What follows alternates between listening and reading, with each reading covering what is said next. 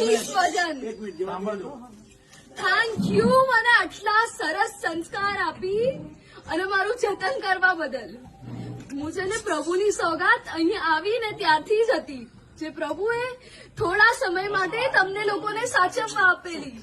આપે ખૂબ સરસ સાચવી, પાળી, ખુશ રાખી અને આજે મને આત્માના સુખે સુખી થવા મોકલી રહ્યા છો.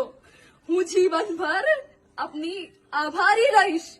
એવા આશીર્વાદ આપજો જે લક્ષ્યથી નીકળું છું એ ક્યારેય ના ભૂલાય અને આ બધું ક્યારેય યાદ ના આવે.